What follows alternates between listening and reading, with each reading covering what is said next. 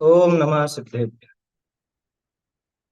नमः श्रीवर्धमानाय निर्धूतकलिलात्मने सालोकान् त्रिलोकान् यद्विद्याधरम्। रत्नकरण श्लोकाचार में दान का प्रकरण चल रहा है। और दान में ही ये बात भी शामिल हुई कि किस तरह से जो धनवान है वो अपने धन का सदुपयोग कर सकते हैं, किस तरह से अपने जो साधर्मी हैं उनकी सहायता की जा सकती है। ये सब बात इसमें अपन देख रहे थे। अच्छी व्याख्या है। कल अपना श्लोक पाठ नहीं हुआ तो आज श्लोक पाठ करेंगे अपन।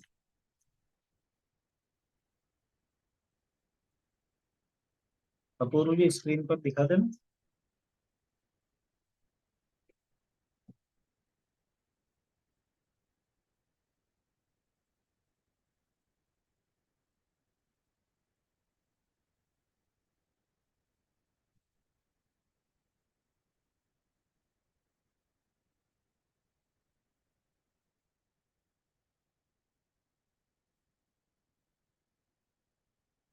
अपूर्व जी स्क्रीन पर दिखा ना। श्लोक पाठ करेंगे।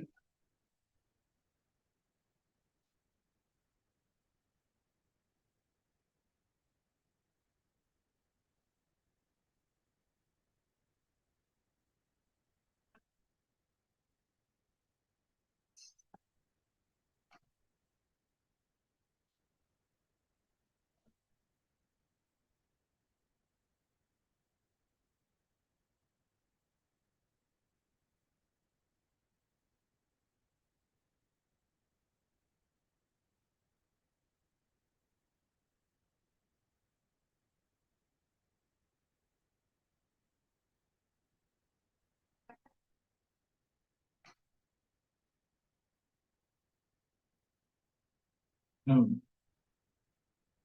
देशावकाशिकं वा सामयिकं प्रोषधोपवासो वा वैयावृत्यं शिक्षा व्रतानि चत्वारि शेष्टानि।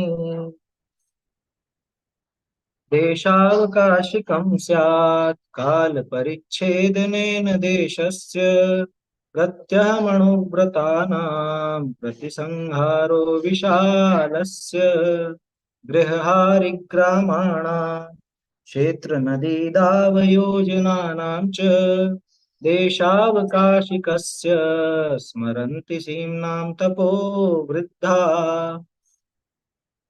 संवत्सरमृतुमयनं मास पक्षमृक्षं च देशावकाशिकस्य प्राहुकालावधिं प्राज्ञा सीमान्तानां परतः स्थूलेतरपञ्चपापसन्त्यागात् देशावकाशिकेन च महाव्रतानि प्रसाद्यन्ते। प्रेषणशब्दानयनम् रूपाभिव्यक्तिपुद्गलक्षैपौ देशावकाशिकस्य व्यपदिश्यन्तेत्यया पञ्च आसमयमुक्तिमुक्तम् पञ्चाघानामशेषभावेन सर्वत्र च सामयिका सामयिकं नाम सन्ति। मूर्धरुहमुष्टिवासो बन्धं पर्यङ्कबन्धनं चापि स्थानमुपवेशनं वा समयं जानन्ति समयज्ञा एकान्ते सामयिकं निर्व्याक्षेपे वनेषु वास्तुषु च चेत्यालयेषु वापि च परिचेतव्यं प्रसन्नधिया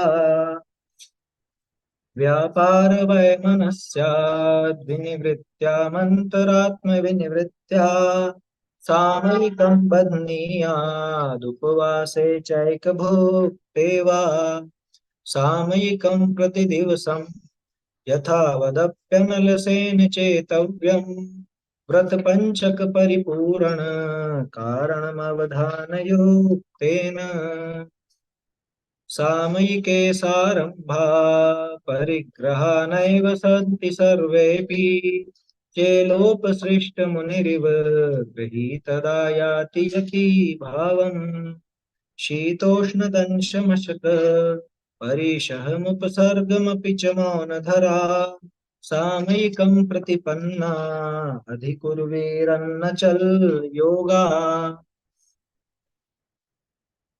अशरणमशुभमनित्यं दुःखमनात्मानमावसामि भवम् मोक्षस्तद्विपरीतात्मेति ध्यायन्तु सामयिके वाक्कायमानसानां दुष्प्रणिधानान्यनादरा स्मरणे सामयिकस्यातिगमा व्यज्यन्ते पञ्चभावेन पर्वण्यष्टम्यां च ज्ञातव्यप्रोषधोपवासस्तु चतुरभ्यवहार्याणां प्रत्याख्यानं सदेच्छाभिः पञ्चानां पापानां फलं क्रियारम्भगन्धपुष्पाणां स्नानाञ्जनस्यानाम् उपवासे परिरतिं कुर्यात् धर्मामृतं सतृष्णा श्रवणाभ्यां पिबतु पाययेद्वान्यान् ज्ञानध्यानपरो वा भवतुपवसन्नतन्द्रालु चतुराहार विसर्जन उपवास प्रोषध सकृत् भुक्ते सप्रोषधोपवासो यदुपोष्यारम्भमाचरति ग्रहण विसर्गास्तरणान्यदृष्टमृष्टान्यनादरा स्मरणे यत्प्रोषधोपवास यतिलङ्घन पञ्चकं तदिदं दानं वैयावृत्यं धर्माय तपोधनाय गुणनिधये अनपेक्षितोपचारोपक्रियमगृहाय विभवेन व्यापत्तिव्यपनोद पदयो संवाहनं च गुणरागात् वैयावृत्यं यावानुपग्रहोऽन्योऽपि संयमिना नवपुण्यै प्रतिपत्तिः सप्तगुणसमाहिते क्षुब्धेन अपसूनं ब्रह्माण्डं मर्यादिष्यते दानम् गृहकर्मणापि निचितं कर्म विमाष्टि खलु गृहविमुक्तानाम् अतिथीनां प्रतिपूजा रुधिरमलं धावते वारी उच्चैर्गोत्रं प्रणते भोगो दानादुपासनात् पूजा भक्ते सुन्दररूपं स्तवनात् कीर्तिस्तपो निधिषु क्षितिगतमिव वटबीजम् पात्रगतं दानमल्पमपि काले फलतिच्छाया विभवं बहुफलमिष्टं शरीरभृताम् आहारौषधयोरात्युपकरणावासयोश्च दानेन वैयावृत्यं ब्रुवते चतुरात्मत्वेन चतुरस्रा। यहीं तक देखें। देख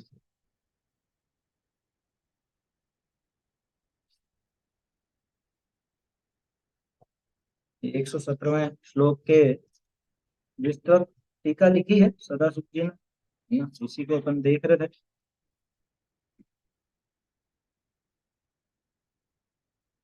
यहाँ तक अपनी बात हुई थी कि पुण्य वाले धनवान की मदद के बिना, आश्रय पकड़े बिना निर्धन मनुष्य का व्यापार आदि में अपने पैरों पर खड़ा होना बहुत कठिन है ना, ये बात हुई थी।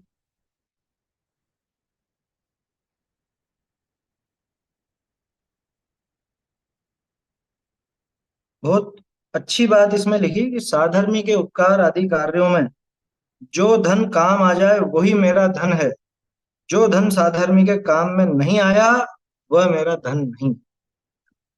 अरे जो धन अपने साधर्मियों के सहयोग में लगा, जो धन धर्म की प्रतिष्ठा में लगा, सच्चे देव शास्त्र गुरु की सेवा में लगा, कुल मिला के धर्म को आगे बढ़ाने में लगा, वही धन का सदुपयोग है। जैसे अपन देखते हैं ना, आंखों का सदुपयोग क्या? जिनवाणी का अभ्यास, जिनेंद्र देव का दर्शन, तीर्थों का दर्शन, यही है ना? आंखों का सदुपयोग यही है। और बाकी कि जो ये काम नहीं करते हैं उनके तो फिर विषय भोग ही विषय भोग है, आंखों का और कुछ भी नहीं। पांच इंद्रिय के विषय भोग ही भोगते हो। हम्म? कानों का सदुपयोग क्या? कि गाने सुनना या और बातें सुनना, गुप्त बातें सुनना, ये कोई कानों का सदुपयोग नहीं। जिनवाणी का सुनना, जिनेंद्र देव की वाणी साक्षात सुनना, या साक्षात नहीं सुन पाते हो तो अलग से हमको जो मिली है वो जिनवाणी का निरंतर अभ्यास करना, तत्व चर्चा करना, साधर्मी की बात सुनना, ये कानों का उपयोग। ठीक उसी तरह से धन का सदुपयोग क्या? विषय भोग में खर्च करना, ये कोई धन का सदुपयोग? किसी को ऐसे ही लुटा देना वो धन का सदुपयोग नहीं है। धन का सदुपयोग तो धर्म की वृद्धि हो सके तो है। बाकी खाना पीना ये सब तो होता ही है अपना धन से, लेकिन वो कोई सदुपयोग नहीं, वो तो मजबूरी की चीज। अब मजबूरी में हम कितना पाप में लगते हैं वो हमारे ऊपर। भाई मजबूरी में काम किया जाए, लेकिन मजबूरी में अपन उस पाप को कम भी तो कर सकते हैं। जैसे मजबूरी है भोजन करना, तो भोजन अपन भक्ष्य पदार्थों का भी तो कर सकते हैं, मर्यादित का भी तो कर सकते हैं। अब भक्ष्य पदार्थों का सेवन नहीं करके अभक्ष्य का भक्षण करे, धन को उसमें लगाए, तो ये तो धन का भी दुरुपयोग है। और क्या कहें, अपने समय, अपनी बुद्धि, अपना उपयोग, इन सबका ही दुरुपयोग। समझ में आ रही है बात? चलिए इसके आगे का अपने को पढ़ना, ढूंढारी से ही पढ़ते जाएंगे और अर्थ भी साथ के साथ ही देखेंगे।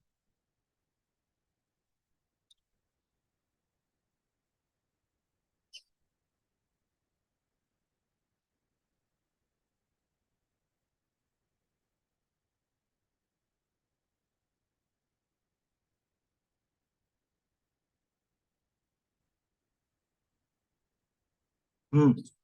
बहुरी केते पुरुष, पहली लाइन से। हाँ। बहुरी केते पुरुष, पहली धनाढ्य थे, प्रतिष्ठावान थे, तिनके कर्म के उदय करी धन नष्ट हो गया, आजीविका नष्ट हो गई। होता है ना ऐसा, कई बार अपन देखते हैं बड़े बड़े लोग होते हैं और वो पहले तो बहुत पैसा होता है, लेकिन धीरे धीरे बाद में सब समाप्त हो जाता है, प्रतिष्ठा समाप्त हो जाती है। अब खान पान का ठिकाना रहा नहीं। बोलो ऐसी दशाएं देखेगी नहीं?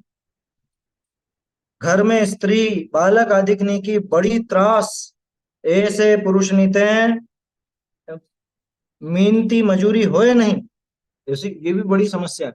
देखो, जिसने पैदाइशी जो अमीर नहीं रहा हो, पैदाइशी जो गरीब हो, वो तो सब तरह का काम करने में झिझकता नहीं।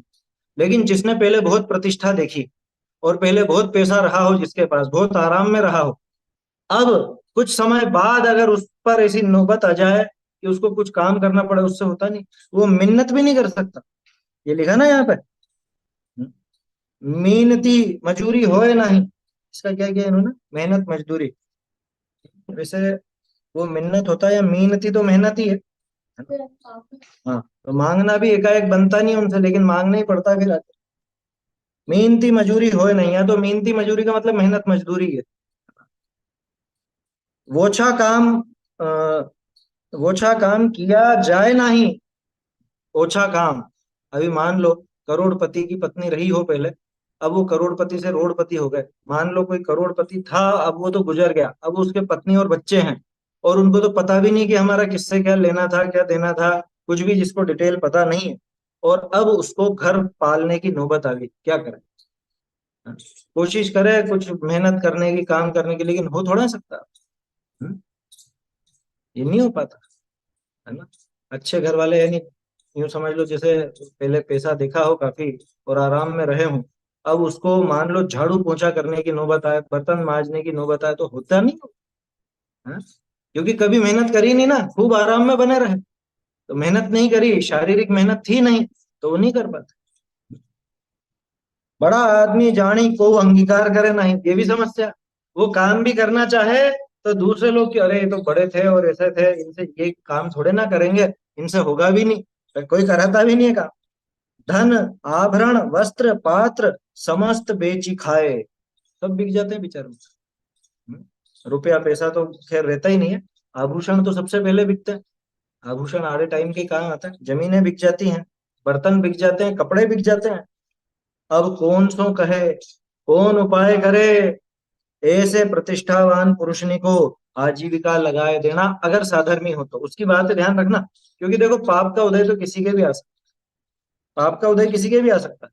अब अपना साधर्मी हो और वो शुरू से ही गरीब स्थिति में हो, या पहले अमीर रहा और फिर गरीब हो जाए, तो ऐसे जीव को बहुत सहारा की आवश्यकता पड़ती है, क्योंकि वो अन्य जगह काम नहीं कर सकता, वो हर कैसा काम नहीं कर सकता।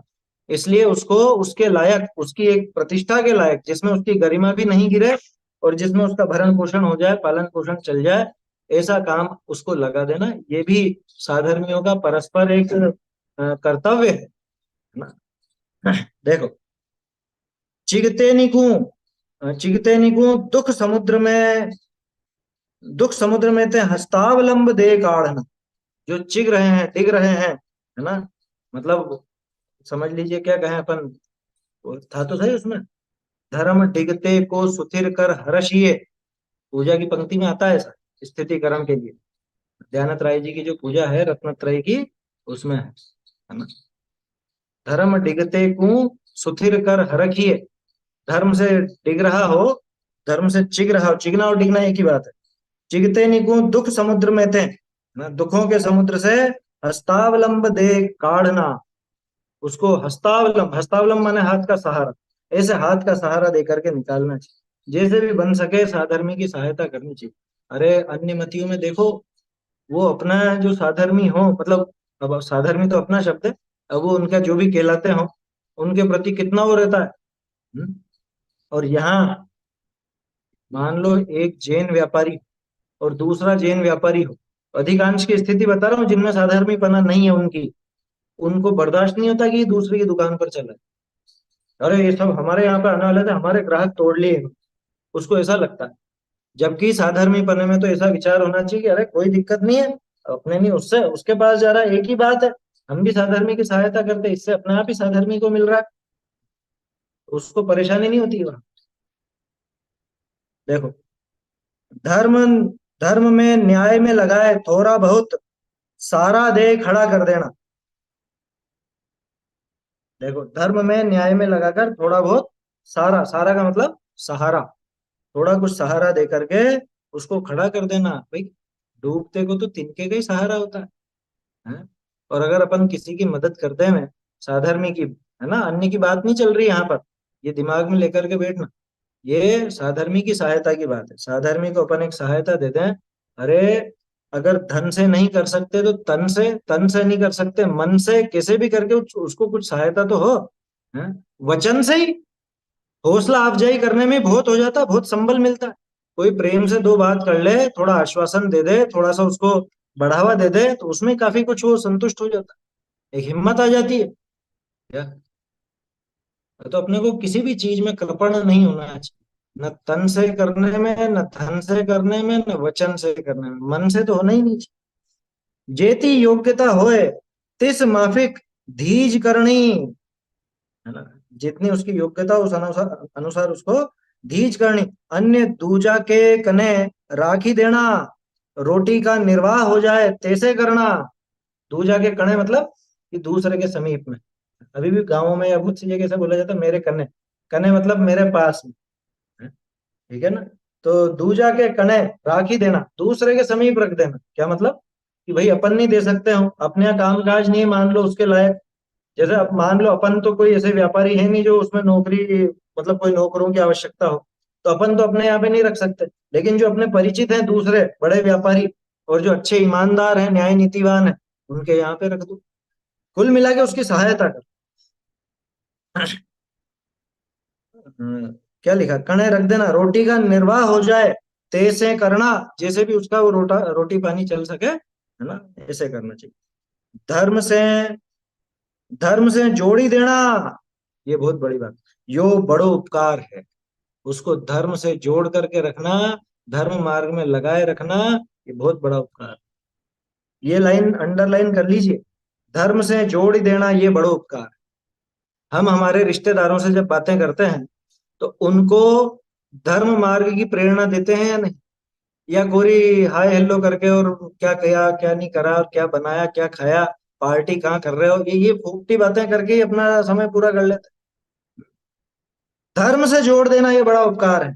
किसी से भी बात हो, कोई पुराना भी मिले अपने को, कोई पुराना व्यक्ति जो पहले तो मान लो स्वाध्यायी था या पहले तो कक्षा वगैरह धार्मिक बातें सब करता था, लेकिन धीरे धीरे वो अलग हो गया, दूर हो गया, तो उसको भी प्रेम से बोल करके जैसे भी वो वापस से धर्म मार्ग में लग सके, जोड़ देना है बहुत बड़ा उपकार। अरे इसका नाम स्थितिकरण है। वात्सल्य के बिना स्थितिकरण नहीं हो सकता, ये नियम है। प्रेम ही नहीं होगा तो कौन स्थितिकरण करेगा बताओ। हम्म? अभी मान लो मैं कुछ विपरीत मार्ग में लग जाऊं, और आपको अगर मुझसे साधर्मी प्रेम है, वात्सल्य है, तो आप मेरा स्थितिकरण करने का प्रयास करोगे या नहीं? हम्म? ये परस्पर का अपना कर्तव्य है, साधर्मी का कर्तव्य है। अब फिर कोई तो यूं शर्मा शर्मी में रहता, अरे अच्छा नहीं लगेगा अपन कुछ बोलेंगे तो, बुरा नहीं मान जाए, अरे ये शर्म छोड़ दो।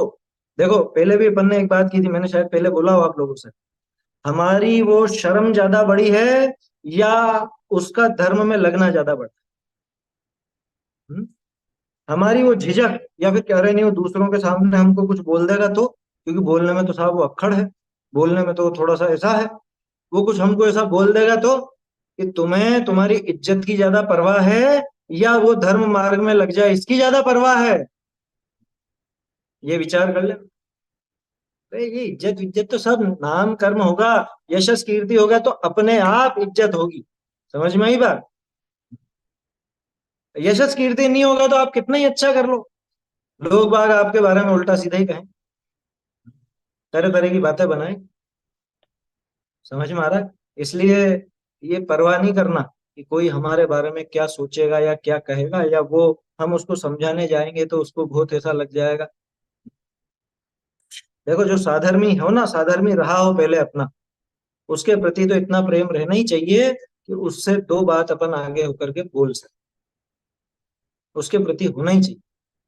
अब दो तीन बार अपन बोल के देख लो, फिर भी नहीं माने तो फिर ठीक है, फिर कुछ समय बाद कहना, कभी मौका लगे कभी मिलना हो तो कहना। अरे इतना तो पूछ ही लिया करो कि भैया काहे की स्वाध्याय कर रहे हो, क्या नया पढ़ा, कुछ नई बात मालूम चली क्या? टोडरमल जी ने कैसा लिखा था चिट्ठी, तुम्हें कुछ नए ग्रंथ देखने में आए हो तो हमें भी बताए देना, या कुछ नई बात जानने में आई हो तो हमको भी बता देना। बोलो नहीं लिखा था क्या रहस्यपूर्ण चिट्ठी में? हम्म? तो ऐसा यहाँ पे अपने को होना चाहिए। अपने परिवारजनों से भी बात हो तो ये पूछो कि भैया आजकल क्या पढ़ रहे हो, स्वाध्याय करते हो या नहीं, है? प्रेरणा तो देनी चाहिए। देखो क्या कह रहे हैं, धर्म से जोड़ देना यो बड़ो उपकार, कहते स्त्री पुत्रादि रहित। अब ये तो उनकी बात थी जिनके स्त्री पुत्रादि भी हों। अब कहते स्त्री पुत्रादि रहित, तिनको धर्म के कार्य में लगाए, खान पान का दुख मेट ही देना। आजकल तो इस चीज का बहुत वो हो गया है, धर्म कार्य में लगाकर मतलब, हाँ साधर्मी को तो आपस में चर्चा ही चाहिए, तब तो चर्चा ही चाहिए, वो तो है ही सही। धर्म कार्य में लगा देने का मतलब जैसे यूं समझ लो, आजकल अपने संस्थाएं भी हैं, विद्यालय भी हैं और भी हैं, तो वहां उनके लायक कोई काम हो जो वो ढंग से कर सके। ऐसा भी नहीं कि ये काम करने लायक नहीं और जबरदस्ती इसको लगा दे तो वो संस्था का भी बुरा हो और ऐसा हो। भाई ठीक है, वो मजबूरी एक अलग चीज है, लेकिन अपने को न्याय नीति से देखना चाहिए कि ये वो काम करने लायक है भी या नहीं। अगर ये वो काम नहीं कर सकता और जबरदस्ती उस काम में लगा दो, तो जहां लगाया वहां भी ये गड़बड़ होगी, उसके प्रति भी अन्याय होगा, और इसका भी एक तरह से दुरुपयोग होगा। तो उसको धर्म के कार्य में लगाकर खान पान का दुख मेट दे उसको, कि भाई ठीक है हम तुम्हारे रहने खाने की व्यवस्था करेंगे, तुम एक काम करो, ये मंदिर का संस्था का ये काम संभालो, है ना, इसके बदले में तुमको ये आजीविका भी मिलेगी और इसके बदले में तुमको ये भोजन पानी रहने खाने की व्यवस्था भी बिठाए। ऐसा होता है। कहते वृद्ध हो गए, उद्यम करने को समर्थ नहीं होए। बहुत से लोग वृद्ध हो जाते हैं, अब कुछ काम कर नहीं सकते, बूढ़ों से कैसे काम बने? भाई 60 65 की उम्र के बाद शरीर जवाब देने लगता है, आजकल तो पहले ही देने लग जाता है क्या, युवा लोगों के अटैक आने लग गए तो अब और क्या कहें। 18 18 20 20 साल का ये बीपी होने लग गया तो अब किसकी क्या कही जाए। खैर वो तो पुण्य पाप के उदय के प्रमाण है, फिर भी एक सामान्य रूप से जहां वृद्धावस्था आती है तो वो कुछ उद्यम करने को समर्थ नहीं होता। कहते जिन धर्मी धर्म में सावधान है, तो हु इंद्रियां थक गई, रोग सहित देह हो गया। क्या करे, बहुत से साधर्मी ऐसे भी हो जाते हैं बेचारे। हम्म? धर्म में तो बहुत सावधान है, धर्म में अग्रणी है, लेकिन रोग आदि सहित हो जाता। क्या कह रहे हैं? हाँ, ये बहुत बढ़िया बात है। क्या? मरते हुए कितने ही तिर्यंचादी जीवों को बहुत से धार्मिक जनों ने संबोधन करवाकर उनका उद्धार किया। सही है, वर्तमान योग में आता ही है। कितने ही देख लो। वो उनका तो पद्म रुचि सेठ का था ना, किसका था? राम जी का पूर्व भाव पद्म रुचि सेठ का। उनने वो बेल को, मरते हुए बेल को सुनाया, संबोधन दिया। जीवनधर कुमार ने कुत्ते को संबोधन दिया। और भी ऐसे बहुत से, जटायु को संबोधन दिया है। और पार्श्वनाथ जी का पूर्व भाव हाथी का है, वो भी तो ऐसे ही मर रहा था जब उसको संबोधन दिया गया। तो कहने का अर्थ ये है कि जब तिर्यंचों के प्रति ऐसी करुणा का भाव रहता है, तो ये तो मनुष्य साधर्मी है, साधर्मी के प्रति होना ही चाहिए। अब कोई बुजुर्ग हो गया हो और उससे काम ज्यादा नहीं होता, इंद्रियां थक गई हो, तो सहाय बिना समता रहे नाही, तिनका स्थितिकरण धनवान ही सु बने। उनका स्थितिकरण धनवान से ही बने। तो बुजुर्ग है, अब कुछ कर नहीं सकते, और ऐसी स्थिति है कि खाने पीने का ठिकाना नहीं है, तो धनवान लोग, अरे पहले के जमाने में ऐसा होता था। देखो, मुझे तो याद आता है, अब क्या करें। हमारी दादी थी ना, अम्मा थी, तो वो किन्हीं को जो ऐसे रहते थे थोड़े बहुत, उनको कभी कभार ऐसे भोजन पे बुला लेते, ऐसे कोई आयोजन नहीं, बुला लिया। दिख गए तो बुला लिया। कोई बाहर गांव का आया, बुजुर्ग आया, तो बुला लिया घर पे, कि आ जाओ, जिम जाओ, भोजन कर जाओ। ऐसी उदात्त भावना रहनी चाहिए। क्या है समझ? ये उदात्त भावना रहनी ही चाहिए। कोई साधारण, और यहाँ पे तो हर किसी की बात ही नहीं, हर किसी को बुला के खिलाने की तो बात ही नहीं कर रहे हैं अपन, तो साधर्मी की बात कर। क्योंकि अपने को पता है कि अरे इसकी स्थिति अच्छी नहीं है, इसको कुछ ऐसी समस्या है, तो उसकी सहायता इसे बनती है। सहाय बिना समता रहे नहीं, तिनका स्थितिकरण धनवान ही सु बने। उनका स्थितिकरण कौन करे? धनवान ही कर सकता है।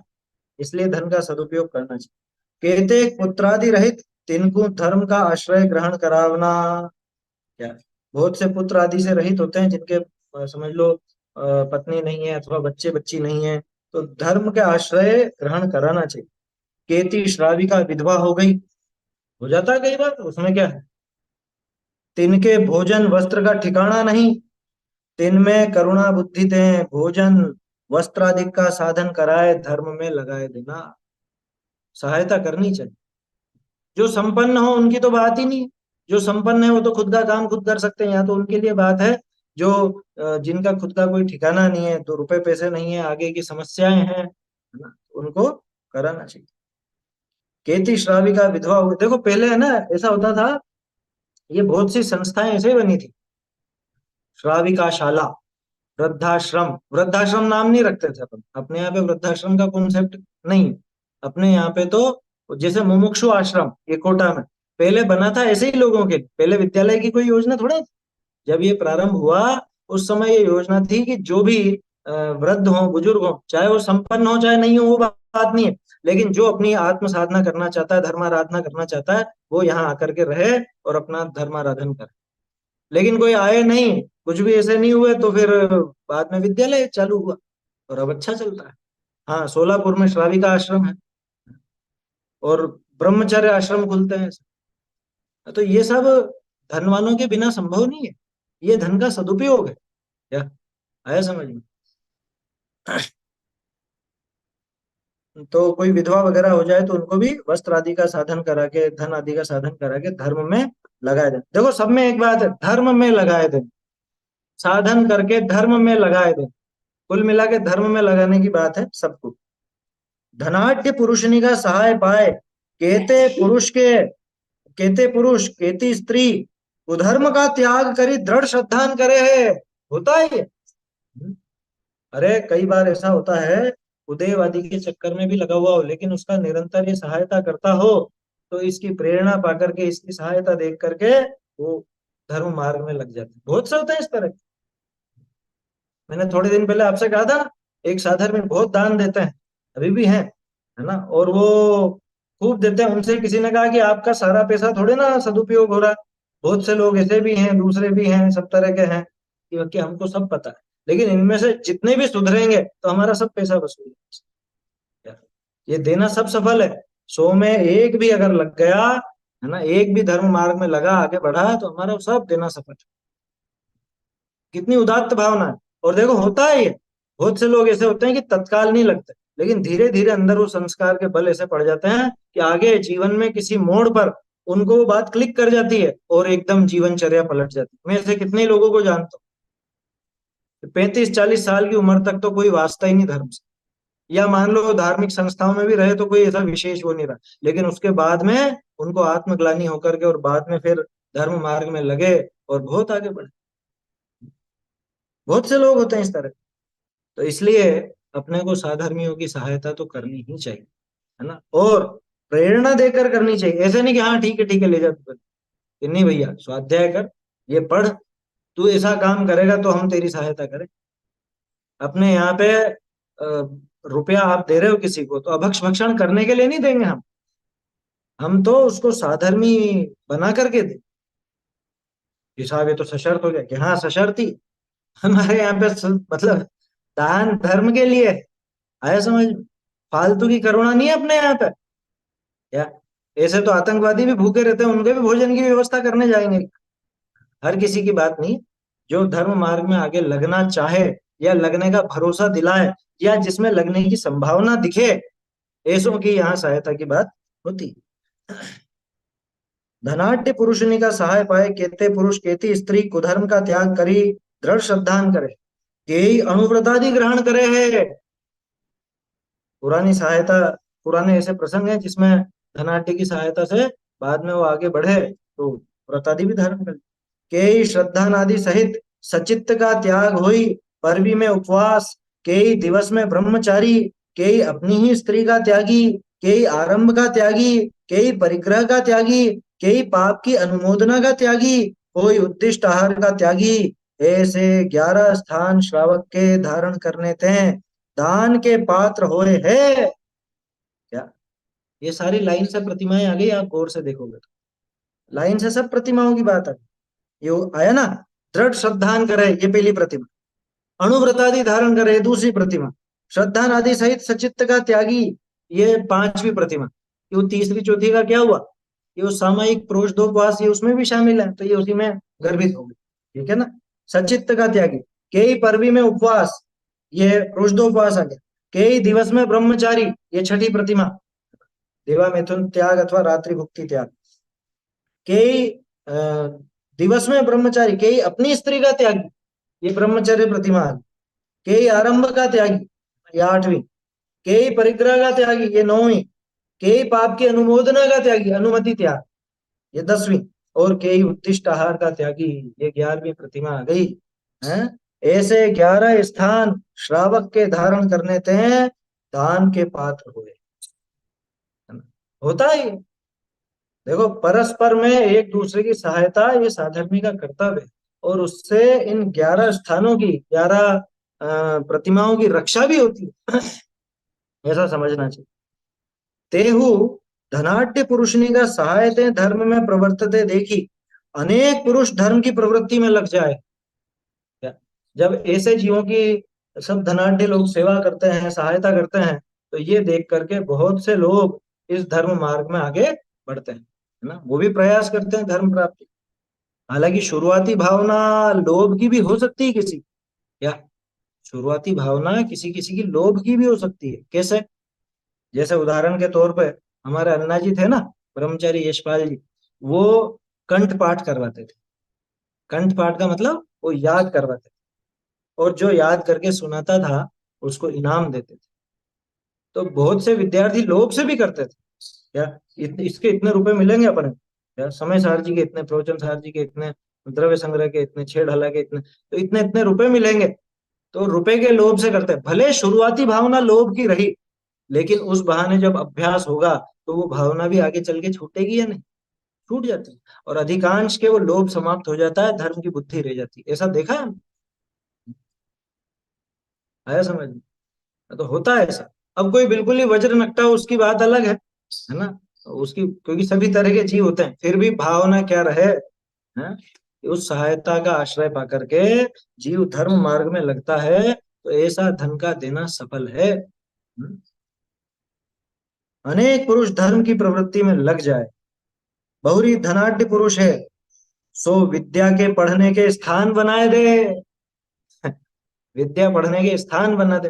मुझे ऐसा ध्यान आता है कि ये जो हमारा दिगंबर कॉलेज था, जिसमें हम लोग पढ़े शास्त्री की, वो शायद सदा सुख जी का नहीं, चैन सुख दास जी ने स्थापना करी थी उसकी। सदा सुख जी के तो बाद का था, लेकिन इनकी प्रेरणा से विद्यालयों की योजना बनी थी। यस, सदा सुख जी की प्रेरणा थी उसके अंदर। इसीलिए वहां की ग्रंथमाला का नाम भी सदा सुख ग्रंथमाला था। मतलब जो लाइब्रेरी थी ना, लाइब्रेरी का नाम वहां पे सदा सुख जी के नाम पे था। चैन सुखदास जी ने तो स्थापना करवाई थी।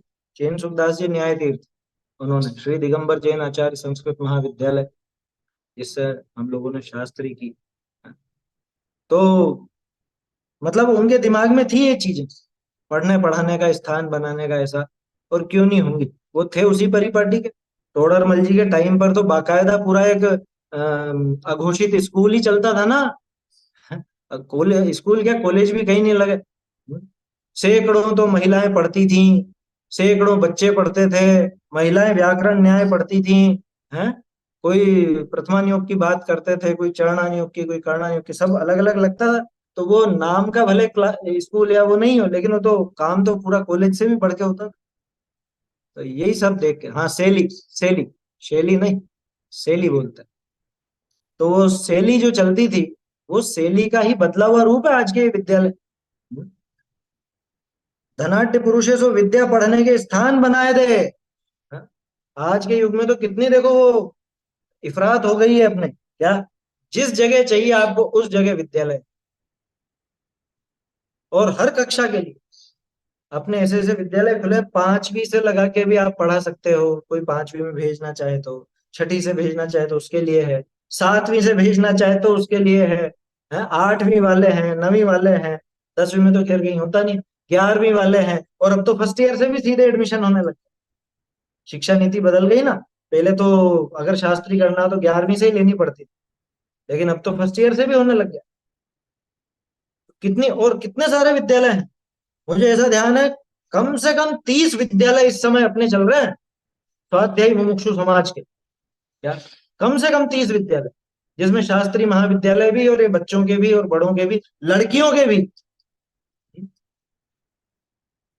कि साहब बड़े बूढ़ों के लिए, कि उनके लिए भी है मुक्त विद्यापीठ। क्या, जो पढ़ चुके हैं वो भी अगर फिर से नए सिरे से सीखना चाहते हैं तो मुक्त विद्यापीठ है। और आजकल तो ऑनलाइन कक्षाएं भी चलती हैं, सभी चीजें हैं। देखा जाए ना, तो सीखने वाले के लिए तो इस समय जैसा कोई समय नहीं था, इस युग जैसा कोई युग नहीं, अगर सीखने की इच्छा हो तो, है ना। और बाकी कोरी डींगे ही हाँकनी है, दिखावा ही करना है, तो फिर तो करे ही जाओ खूब, उससे क्या फर्क पड़ता है। जो पढ़ना चाहता है, जिनागम सीखना चाहता है, उसके लिए कोई कमी नहीं। न स्थान की कमी है, न पुस्तकों की कमी है, न साधनों की कमी है, न पढ़ाने वालों की कमी है, न सहायक सामग्री यानी वो उसके व्याख्या वगैरह की उसकी कमी। आया समझ में? हाँ, सबको ही हो रहा है साहब, आपको ही क्या, सबको ही लाभ हो रहा है। है ना, सभी लेते हैं इस चीज का लाभ। पहले कितनी समस्या होती थी, अरे वो ग्रंथ कहाँ मिलेगा, कहाँ ढूंढेंगे। अब तो खट से आप ऑनलाइन वो उनकी वेबसाइट खोलो, जाने कितनी तो लाइब्रेरियों की वेबसाइट हो चुकी है, जैन लाइब्रेरियों की। श्वेतांबर भाइयों ने भी बना रखी है, अपने दिगंबरों की भी बनी हुई है? और अब तो सुनने में आया था ऐसा एक वो विकिपीडिया जैसा कुछ काम भी हो रहा है, सीधे वो शब्द लिखो आप और उस पर मिल जाएगा, जैन विकिपीडिया करके ऐसा कुछ हो रहा था। मैं 2 वर्ष पहले मैं मुंबई गया था, तो वहां पे वो सॉफ्टवेयर इंजीनियर भी अपने स्वाध्यायी समाज, मतलब स्वाध्यायी लड़के हैं, नए युग नए जमाने के। तो वो कि हम ऐसी टेक्नोलॉजी पे काम कर रहे हैं, एआई पे काम कर रहे हैं, वो पूरा निकाल देगा जो भी आपको चाहिए, जैन दर्शन में से निकाल के बता। हाँ, बोलो। मतलब कमी कुछ नहीं है, कमी तो हमारी तरफ से है, हमारी रुचि, हमारी जिज्ञासा, बस इसकी कमी है, बाकी साधनों की तो अब कोई कमी नहीं। क्या लिखा, धनाढ्य पुरुषे सो विद्या पढ़ने के स्थान बनाए दे। देखो एक चीज कहता हूँ, किसी को दान देने का अगर मन हो, तो आज के युग में सर्वश्रेष्ठ दान अगर कहीं होगा तो ये विद्यालय का है, समझ में? सर्वश्रेष्ठता क्यों? क्योंकि यहाँ पे आप हर कुछ चीज नहीं बांटो। यहाँ वो विद्यार्थी आकर के ज्ञान प्राप्त करते हैं, और पता नहीं कौन कल का टोडरमल बन जाए। हम्म? हालांकि टोडरमल जी जैसा तो होना दुर्लभ जैसा ही है, असंभव जैसा ही है। लेकिन कौन कैसा निकल जाए आगे चल के, कितना बड़ा विद्वान हो जाए, कह थोड़ा ना सकते। 2000 वर्षों में कितने बड़े बड़े चेहरे अपन ने देखे हैं। गुरुदेव जैसे, बाबूजी जैसे, हैं, टोडरमल जी जैसे, इनके पहले के भी सब विद्वान, तो वो भी सब पढ़ के ही बने ना। तो ऐसे ही पढ़ते पढ़ते, और किसी की रुचि बहुत हो, और आज भी बहुत युवा बहुत हैं इस तरह के, बहुत गहन अभ्यासी। आया समझ में? हाँ, ये भी है। आपको कोई शंका हो तो सीधे ही आप किसी को भी पकड़ सकते हो, बता सकते हो, उनसे पूछ सकते हो। धनाढ्य पुरुषे सो विद्या पढ़ने के स्थान बनाए थे, पढ़ाने वाले ने को जीविका दे। ये बहुत बड़ा काम।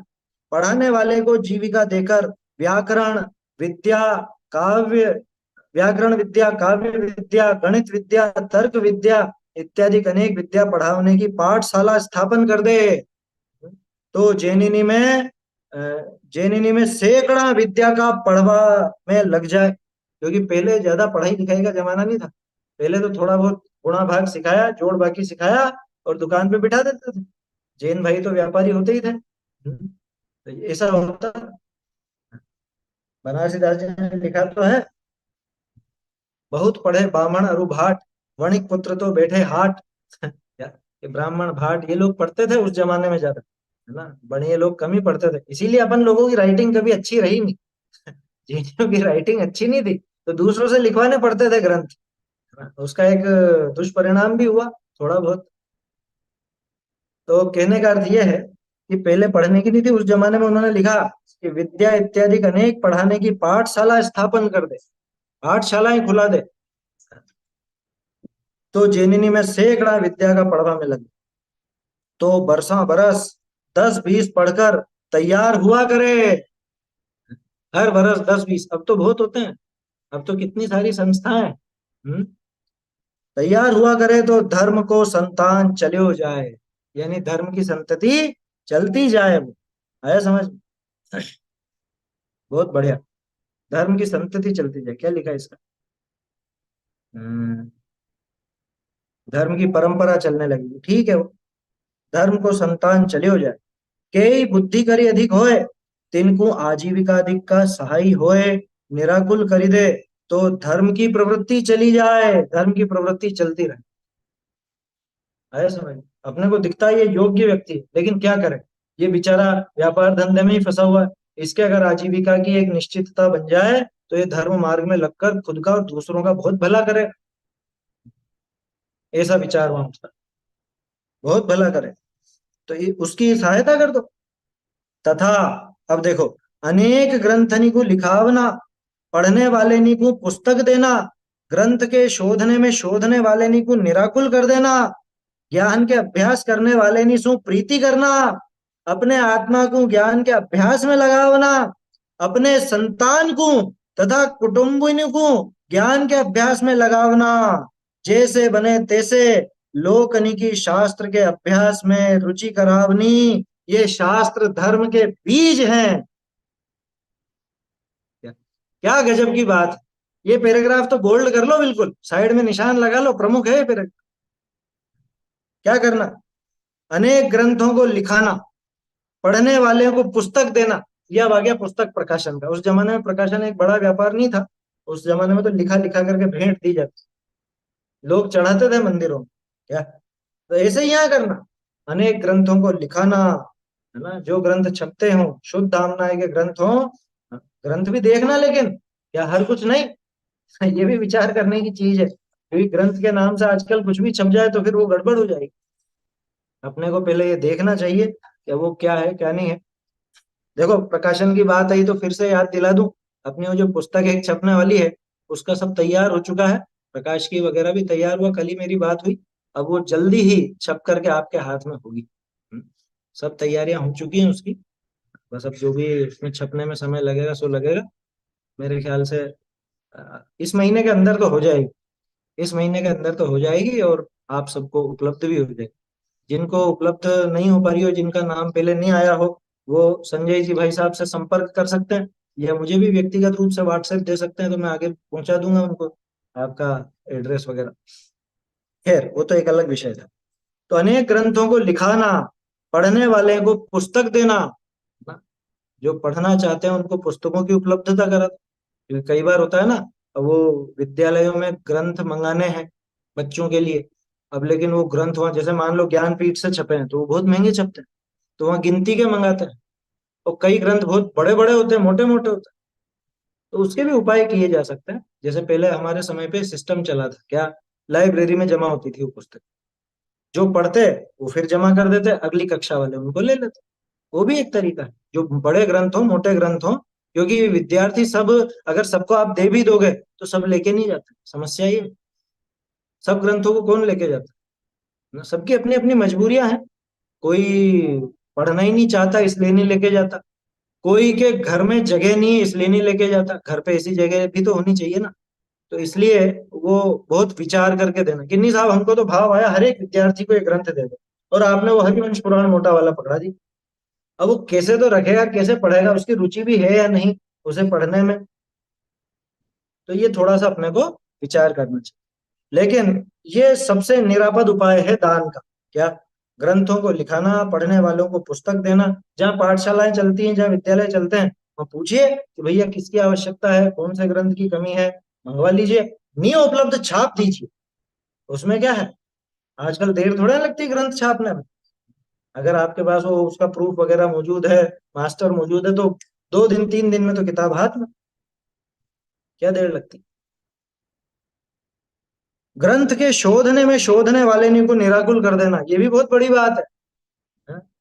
प्रूफ रीडिंग बहुत जरूरी है। छापने में जल्दी बहुत हो रही है आजकल। यार पहले तो ग्रंथ छपते नहीं थे, अब छपने लगे तो ऐसे हजारों की संख्या में छपते हैं। और लोगों को भी जिद ऐसी रहती है कि हमको तो इस तारीख पे निकालना है, हमको तो इस तारीख पे छपाना है, कुछ भी हो। अरे भैया इसकी प्रूफ पूरी नहीं पड़ी गई है। यार नहीं नहीं, लेकिन अभी शिविर है, अभी पंच कल्याणक है, अभी ये मौका है, अभी छप जाएगी तो अच्छा रहेगा। भैया ऐसी जल्दबाजी किसी काम की नहीं। क्योंकि ग्रंथ एक बार छपता है ना, उसके बाद बरसों लग जाते हैं उसको वापस छपने। क्योंकि उन हजारों प्रतियों का क्या करो। इसलिए शुद्धता का बहुत ध्यान रखना चाहिए। देखो हम लोगों को इस चीज का बहुत पक्ष है। शुरू में हमने धर्म परीक्षा छापी थी, 3 बार उसकी प्रकाशन तिथि बदली थी। आया समझ में, 3 बार बदली। क्योंकि जब भी देखते तो कुछ ना कुछ गलतियां रह जाती। और फाइनल भी छपी तो उसके बाद भी 15 या 20 जगह छोटी मोटी हल्की सी एक वो रह गई थी।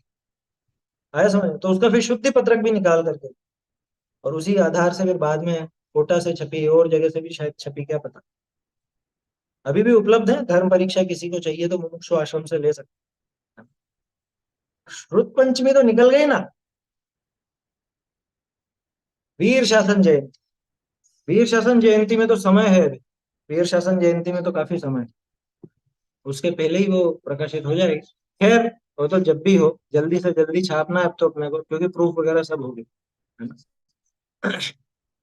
हाँ, ये जो अभी अपन पढ़ रहे हैं इसमें भी प्रूफ की गलतियां बहुत है। इसलिए इन्होंने लिखा क्या, ग्रंथ के शोधने में शोधने वाले को निराकुल कर देना।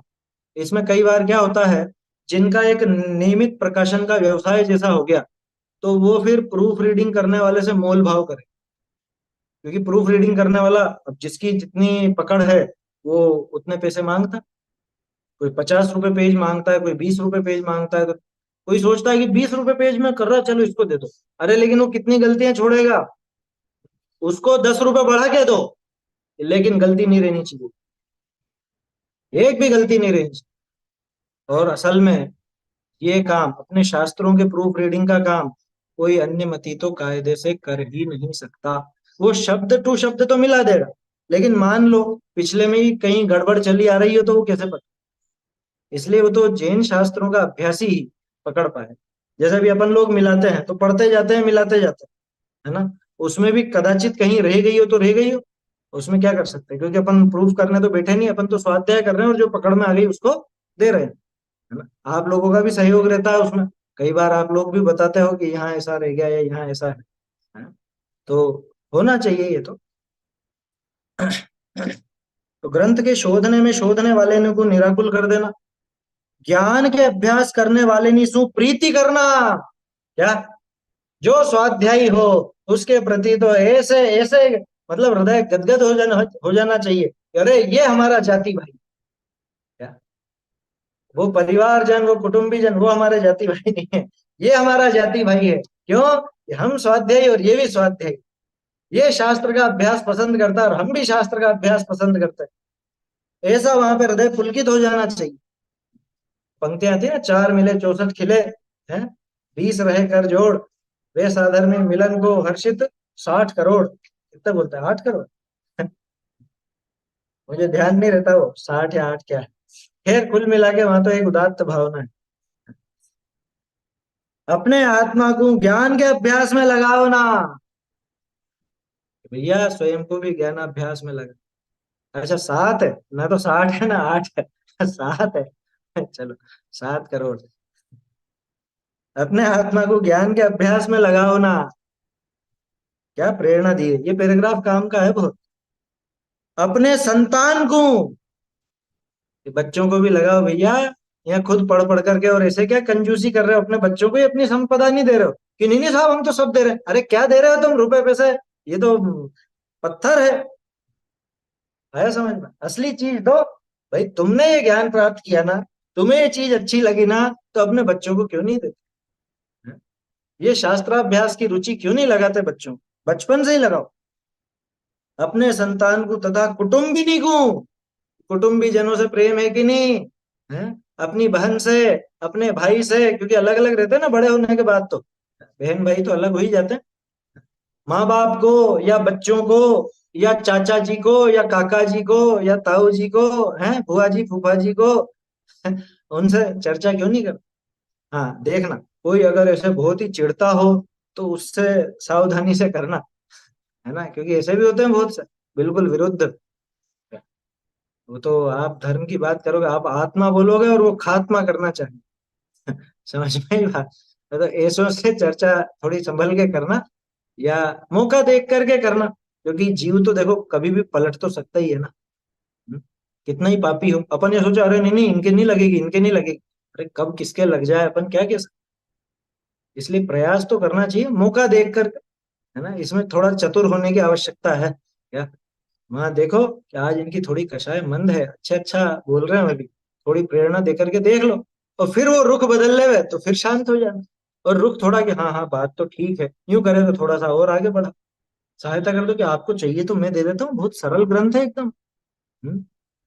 आपको पढ़ने का मन हो तो हमसे ले लिया करो, हम दे देंगे। हाँ, शास्त्रों का हो पठन सुखदा, लाभ सत्संगति का। यही है वो शांति पाठ उसका, है ना। है ना ऐसा, सब जीव धर्म के मार्ग में लगे, ऐसी ऐसी भावना है। ये तो बहुत बढ़िया पैराग्राफ है। अपने आत्मा को ज्ञान के अभ्यास में लगाओ ना, अपने संतान को तथा कुटुंबिनी को ज्ञान के अभ्यास में लगाओ ना, जैसे बने तैसे लोकनी की शास्त्र के अभ्यास में रुचि कराओ नहीं। जैसे बने तैसे सब लोगों की, पूरे जगत की शास्त्राभ्यास में रुचि कराने का भाव होना चाहिए। घर घर चर्चा रहे धर्म की। क्या? एक एक घर में धर्म की चर्चा हो, ये भावना होनी चाहिए। हाँ लेकिन एक चीज और है, ये जबरदस्ती थोपा जाने वाला काम नहीं, ये प्रेम से पिलाए जाने वाला अंगत है। समझ में आई बात? ये प्रेम से पिलाना, जबरदस्ती नहीं थोपना। जबरदस्ती थोपना माने समझे कि साहब हमने तो क्या है, हम तो साल भर आयोजन करेंगे और बड़ा लाउड स्पीकर लगा दिया, और वो मोहल्ले वाले सारे के सारे गालियां दे रहे हैं तो, हैं? उनके घर में कोई बुजुर्ग है, किसी की परीक्षा है, किसी का क्या है, ये लाउड स्पीकर का धर्म नहीं है, अपना ध्यान रखना। हम्म? अपने यहाँ तो कान में सुनाने वाला धर्म है, अपने यहाँ लाउड स्पीकर बजाने वाला धर्म नहीं है। प्रेम से सुनाओ जाओ, प्रेम से बात करो रूबरू, तब जाकर के थोड़ी सी लगती है उसको वो बात। हम्म? क्या कहा? जैसे बने तैसे आई कथम भी मृत्वा लोकनी की शास्त्र के अभ्यास में रुचि कराओ। लोगों की शास्त्राभ्यास में रुचि कराएं। साम दाम दंड भेद, टोडरमल जी ने लिखा ना, बड़ी कषाय छुड़ाने के लिए छोटी कषाय भी कराई जाती है। और कुछ नहीं, लोभ दे करके। हैं? मुझे तो ध्यान है पहले की दादी नानियां तो बच्चों को लोभ दे करके धर्म का काम कराती, कि तू ये स्तुति पढ़, ये स्तुति सुना, मेरे को याद करके मैं तुझे ये इनाम दूंगी या तेरे लिए मिठाई बना दूंगी। ये तेरे लिए ऐसा कर दी, बोलो नहीं होता था? वही कंठ पाठ में इनाम जैसा ही है ये भी। और कुछ नहीं तो फिर नहीं है लोभ तो भाई दिखा दो, ये तेरा खेलना बंद हो जाएगा सब। पहले ये पढ़, पहले ये याद कर, उसके बिना खेलने नहीं जाने देंगे। कैसे भी, जैसे बने वैसे लोगों को धर्म मार्ग में रुचि कराना, है ना, लेकिन अपने यहाँ तलवार के आधार पर नहीं। हाँ ये था ना, धर्मामृत सतृष्णा पिबतु, है, पाय ये ध्वान्य, स्वयं पिए दूसरों को पिलाए, है? उसके प्रोष्ठोपवास में था ये।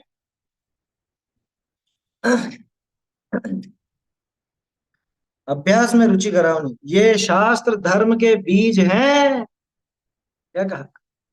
हाँ 108वां श्लोक था वो तो। ये धर्म के बीज हैं ये शास्त्र। कि साहब धर्म का बीज तो देव को कहो ना, गुरु को कहो कि भैया देव और गुरु, देव तो अभी उपलब्ध है नहीं, सच्चे गुरु भी हर जगह हर समय मिलते नहीं, तो शास्त्र ही है हमारे। और धर्म किससे समझोगे बताओ? नमो अरहंताणम, ये अरहंताणम का अर्थ किससे किससे समझोगे? ये शास्त्र ही धर्म का बीज है। धर्म रूपी वृक्ष इन शास्त्रों के आधार पर खड़ा है।